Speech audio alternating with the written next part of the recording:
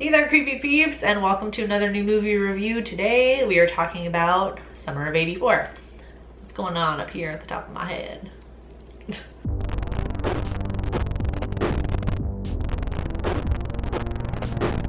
Really quick though, before I get into anything else, I want to say thank you to my creepy patron peeps for your support of my channel. Thank you so much. If you want to find out the perks to being a creepy patron peep, you can follow that link in the description. Really quick announcement, guys, and then I'll bring you back to your regularly scheduled Naima or Maven programming. I do want to let you guys know that I'm going to be live streaming on Friday, September 7th. It's the 7th at 9 p.m. Eastern Standard Time for my 4-year anniversary on YouTube. Don't really know what we're gonna do yet. I'm thinking like some sort of like games and fun things, maybe some stupid YouTube quizzes or something YouTube related, I don't know. And there will be a giveaway in the live stream as well, so I hope to see you guys there. So as I pretty much preface before I talk about any movie, I'm definitely gonna butcher the names here. Yeah, so yeah, just bear with me. So Summer of '84 is directed by Francois Simard, Anouk Wissel, and Johan Carl Wissel, and stars Graham Verscher, Caleb Emery, and Rich Sommer, and follows Davy, who becomes obsessed with the idea that his next door neighbor, Mr. Mackey, is a serial killer and enlists his friends to help him find evidence. I am just going to warn you, full disclaimer, I am gonna talk spoilers. I am gonna talk about the ending. Maybe a professional movie critic would be able to review this without giving anything away. I'm not a professional movie reviewer, and my review would be like 2 minutes long if I didn't talk any spoilers. So sorry if you haven't seen it and you don't want any spoilers, then you're just gonna have to come back after you've seen it, and that's okay. That being said though, let's get into what I liked about Summer of '84.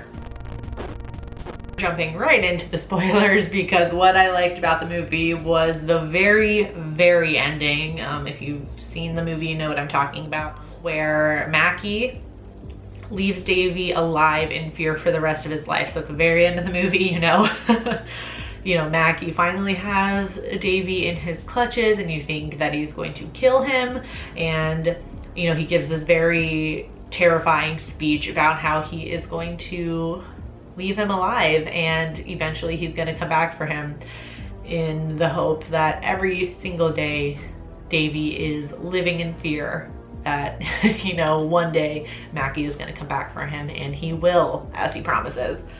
I loved that ending, which, because of what we're gonna get into in a second, it was the most unpredictable part of the movie. So that being said, let's get into what I didn't like about Summer of '84. I thought the movie was super predictable. I feel like we start off the movie, like Davy thinks Mr. Mackey is I'm sorry, I hate that they called it Mr. Mackey too, because after watching decades of South Park, I can only think of, okay. I was kind of hoping that it would be revealed, like in a twist, that it was somebody else who was the serial killer, and Davy never noticed and didn't realize until it was too late, because he was just so obsessed with the idea that Mr. Mackey was the killer. And I feel like there was like all this really good buildup, and I guess I just read it wrong. Like, I thought that there was going to be a twist because of the way the movie was building up. I was like, oh, there's gotta be a twist. Like, there's no way, we're gonna go through this whole movie thinking it's Mr. Mackey and it's gonna be Mr. Mackey. Like, it won't even be surprising. But no, it was Mr. Mackey, and it wasn't surprising. Maybe I finally have seen too many horror movies, but it's like when they finally break into his house and they go to break into his basement and they find the dead body and the other boy who was kidnapped, and he's been tied up there and he's alive. When they find them, I was just like, okay, we literally built up this whole movie thinking that Mr. Mackey is a serial killer, so were we supposed to be shocked that he was? And then you know, I feel like they kind of have this weird moment where like when they finally like break into his basement, like at the beginning of the movie, we established that his basement is creepy and there's a padlocked door in the basement. So it all builds up to Davy finally breaking into his house and breaking into that padlocked room in the basement. And he goes in and it's like a recreation of like Mr. Mackey's room or something as a child. And then there's another door within there and that's where like the dead body is and everything. So I feel like there was supposed to be something there, like with Mr. Mackey's psychosis, but they never go into it. So it's just like a creepy kid's room. So I don't really know what the point of that was. You could have just saved saved a couple of minutes and just had them open the padlock door and then there's the dead body. But whatever, just don't explain it, that's fine. And then of course, you know, they go and tell the police and then Mr. Mackey is found out. And of course, like as the movie ends, Mr. Mackey hasn't been caught. And so I'm just thinking, well, he's gonna show up in Davy's house and try and kill him or whatever. And I was exactly right about that. There is a little bit of foreshadowing of where he is hiding when he is found out. So if you were paying attention in the movie, you will catch that. I also thought the character development was kind of weak. I don't know, I feel like some of it was a bit random. I feel like there was a genuine attempt made to make this group of boys likable and relatable.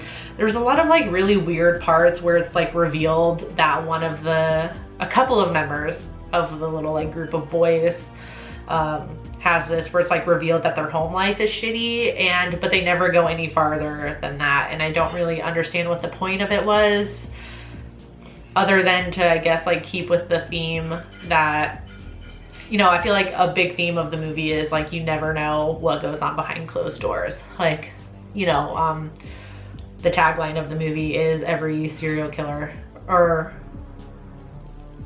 had neighbors or something like that.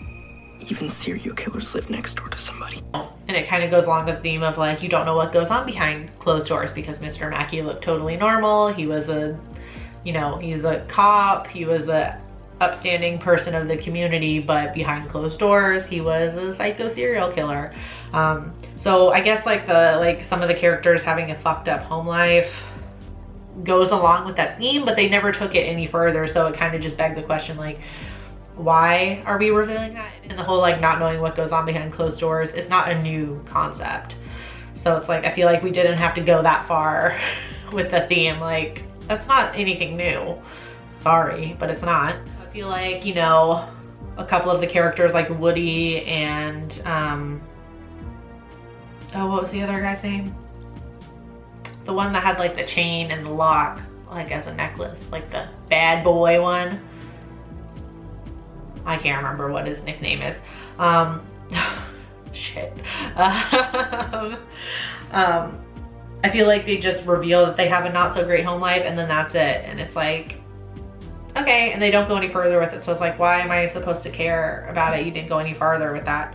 And then, you know, most of all, Davy, our main character, at the beginning of the movie, he establishes that he wants to be a filmmaker. Like he's saying like, I want to be the next Spielberg or whatever. And his dad is a camera operator for the news or something like that, or a reporter or something. But he has like the big, you know, studio camera or whatever in his van.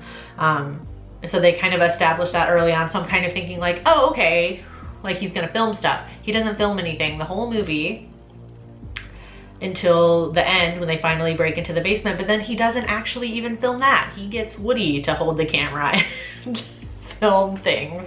Like, I was like, why set that up? Like, he doesn't film anything the whole movie.